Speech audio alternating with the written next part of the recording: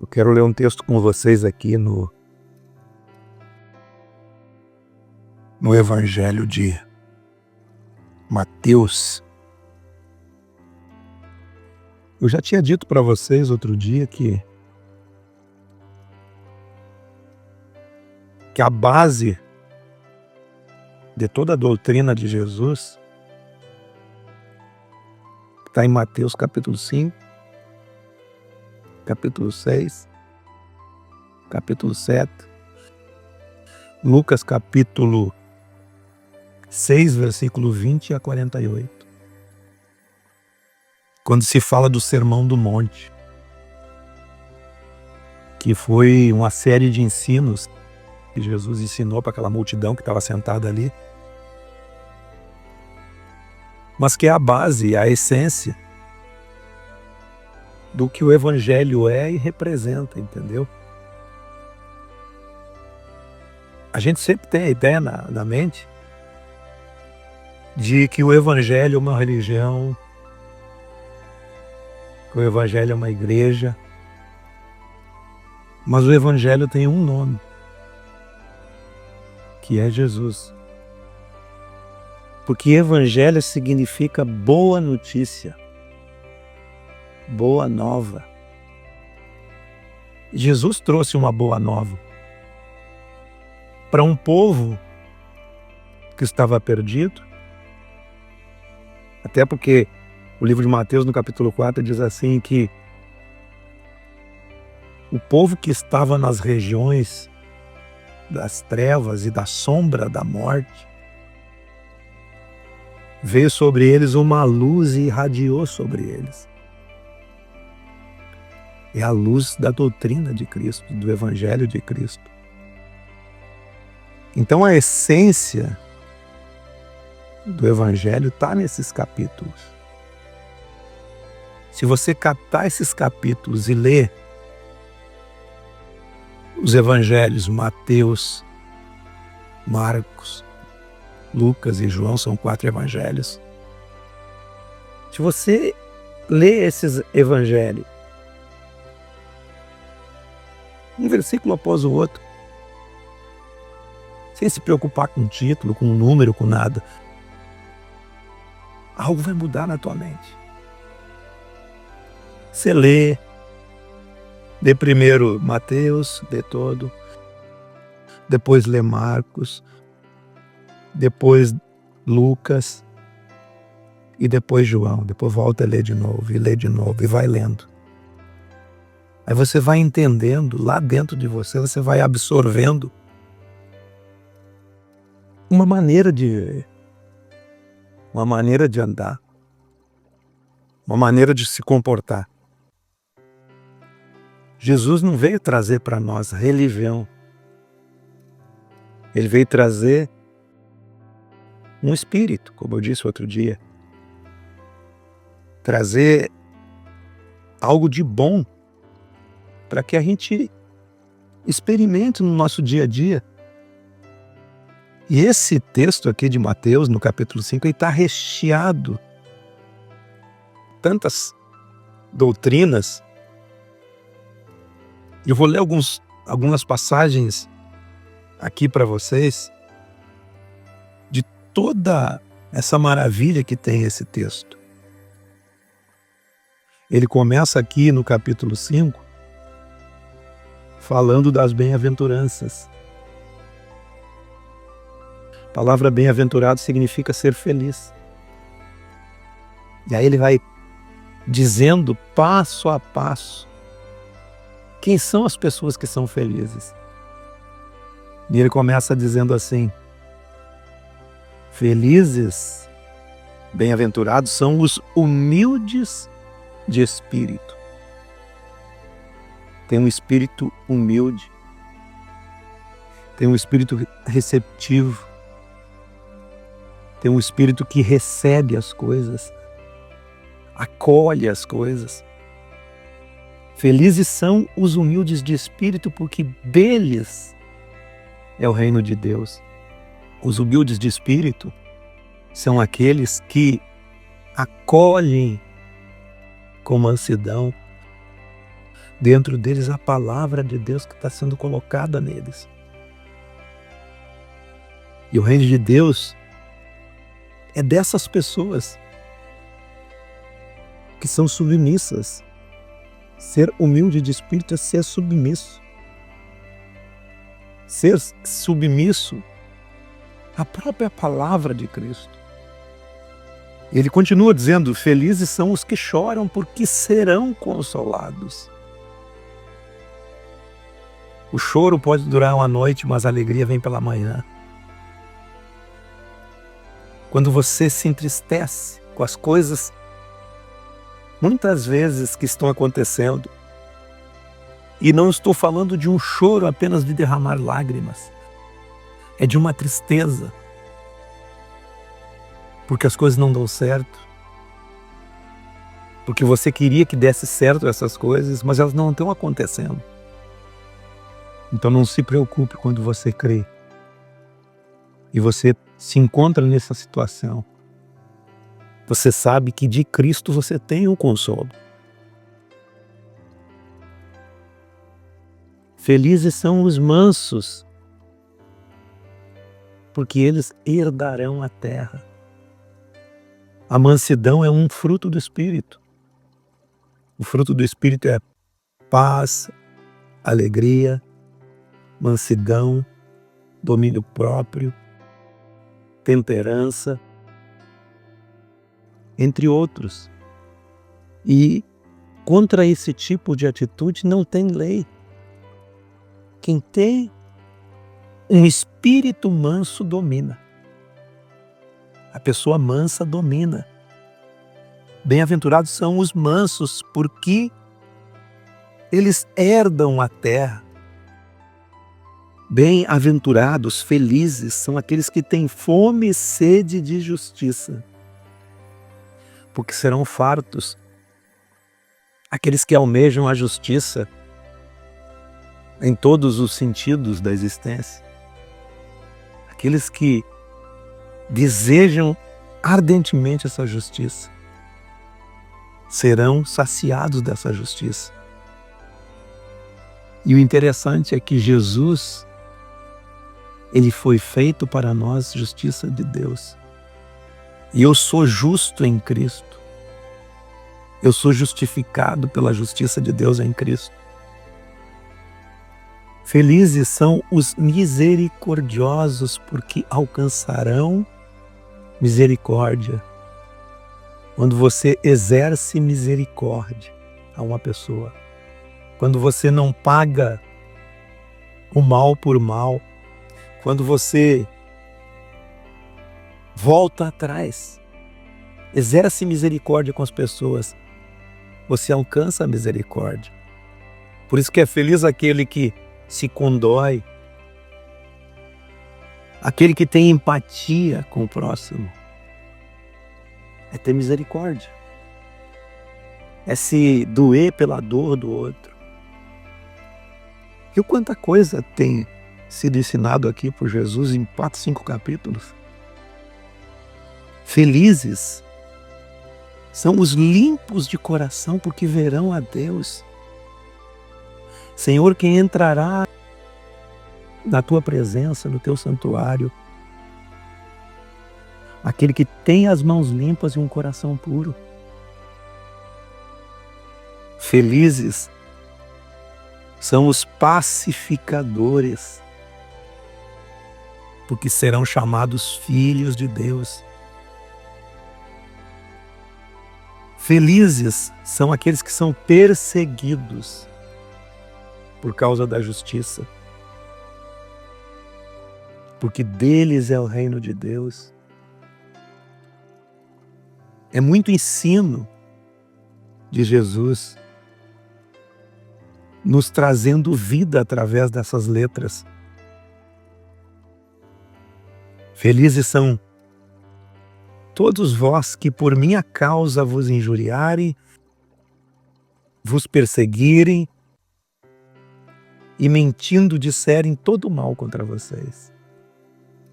Porque grande é o vosso galardão nos céus, a vossa recompensa. E assim Jesus vai ensinando. Aqui dentro do livro de Mateus, a gente pode ficar uma tarde inteira aqui conversando sobre isso.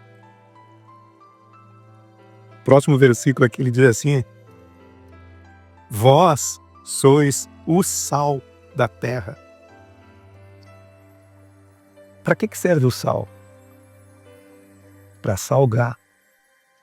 Quando você põe sal demais, você estraga o alimento. Mas quando você não tem o sal, o alimento fica sem sabor. Então, para que serve o sal? Para salgar, para dar sabor. E nós somos sal da terra, para salgar essa geração toda, para ser sal, mas não ser um sal no saleiro. Para que serve sal no saleiro? Para nada. O sal tem que salgar. Como ele diz aqui, ó, se o sal for insípido, se o sal não salga, ele não serve para nada, a não ser para ser lançado fora e ser pisado pelos homens. Nós somos sal. Nós temos que dar o tempero a eles, aos que não estão aqui. Nós temos que ser o diferencial neles. Não ser apenas sal dentro do grupo religioso, da igreja, ou até na nossa maneira de crer. Nós precisamos salgar essa geração. Outra coisa ele diz: vós sois a luz do mundo. Para que veio a luz? Para iluminar. Você chega, onde você está, você é a luz. As pessoas se beneficiam com a luz. Olha essas lâmpadas aí, ó. A gente está se beneficiando das lâmpadas. Elas são a luz da sala. Se não tivesse a luz, nós estávamos no escuro. Eles estão no escuro quando nós não somos luz.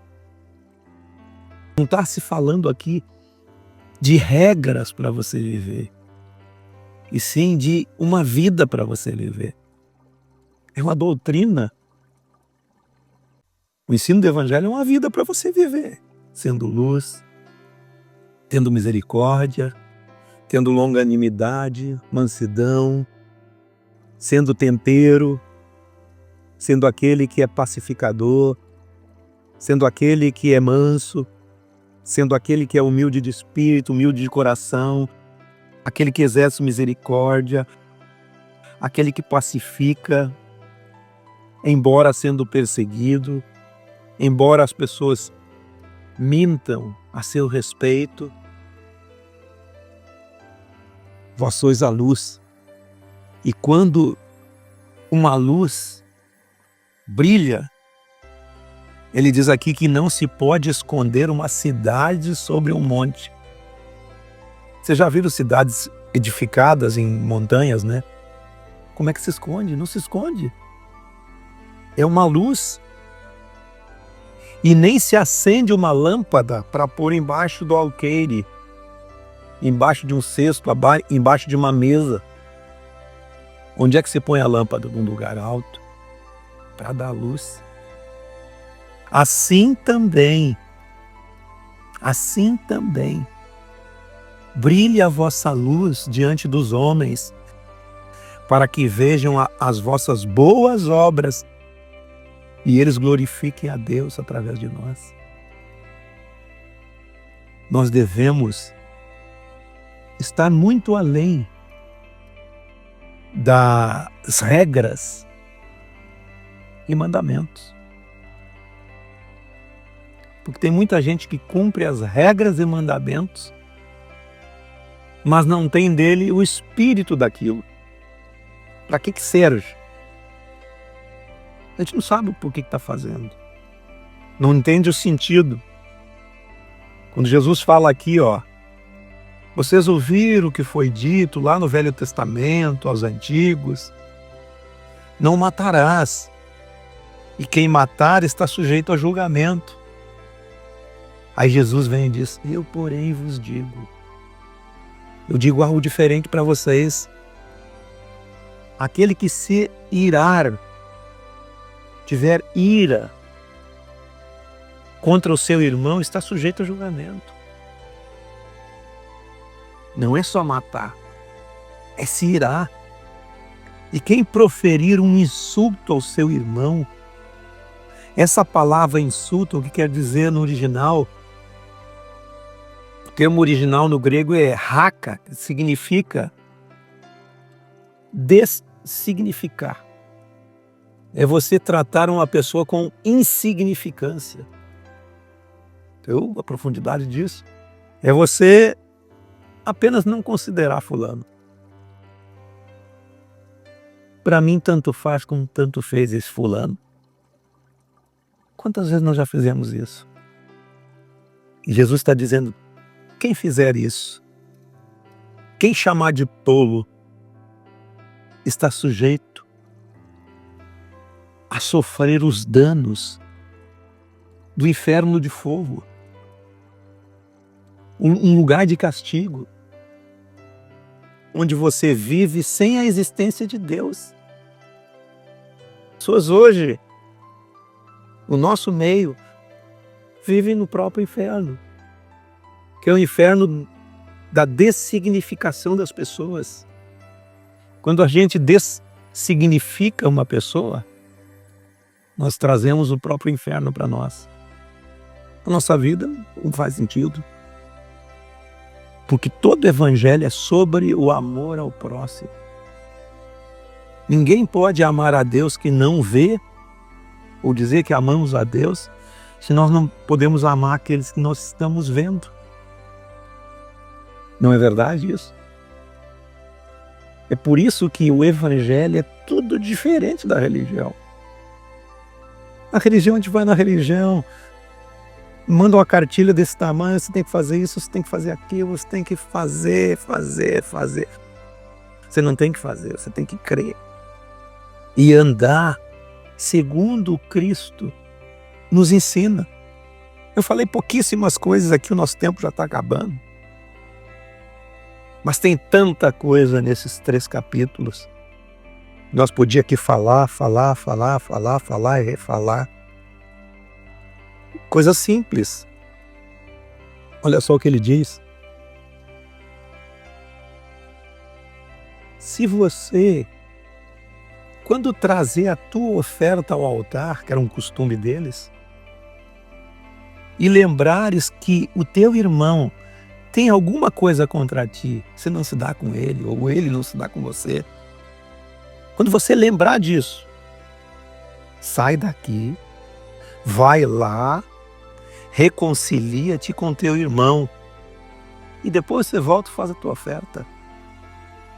A oferta da pessoa não é nem aceita. Quando você está de rixa ou de contenda ou bloqueado com as outras pessoas, reconcilia-te com teu irmão. Então, voltando, faz a tua oferta. E aqui ele diz algo interessantíssimo. Entra em acordo, sem demora. Faz um acordo, sem demora, com o teu adversário. Com aquela pessoa. Resolve logo isso. Enquanto você está a caminho. Que hoje nós estamos a caminho, todo mundo junto. Estamos indo. Numa direção, né? Esse é o momento de nós acertar as contas. Uns com os outros. Enquanto você está a caminho, para que o teu adversário não te entregue ao juiz. E o juiz ao oficial de justiça. E sejas recolhido à prisão. Em verdade te digo. Jesus está falando isso. que não sairás dali enquanto não pagares o último centavo. Mas se nós formos recolhidos à prisão, como é que vamos pagar qualquer coisa? Então, o momento de nós andarmos de acordo com o Evangelho, o momento é agora. É nesse momento, enquanto nós estamos a caminho, enquanto nós estamos juntos, enquanto nós trilhamos, porque vai chegar um momento que nós não teremos mais essa oportunidade de reconciliar, de reatar. As pessoas vão partindo, as pessoas vão indo embora. Vocês entendem o que eu estou dizendo, né? As pessoas vão morrendo e nós não conseguimos acertar certas coisas. Hoje é tempo de nós acertar tudo que tem que acertar, para que, enquanto nós estamos a caminho, a gente viva uma vida de acordo com os princípios. São só princípios, não são regras, porque a gente erra todo dia, gente. Todos nós erramos e todos os dias nós precisamos andar nesses princípios. A melhor coisa é você construir pontes e não destruí-las. Porque uma ponte a gente passa por cima para poder chegar no outro lado. Então é tempo de nós construirmos pontes uns com os outros, para que nós possamos voltar, ter acesso livre. Já aconteceu com vocês de você cruzar por uma pessoa e ter que desviar daquela pessoa por causa de falta de acesso àquela pessoa? Por causa de alguma coisa que aconteceu? É assim que acontece. E muitas vezes a gente não volta, não resolve essas coisas. E a gente fica para um lado e aquela pessoa para o outro. E nunca mais volta. Lembra-te do que a palavra de Deus diz.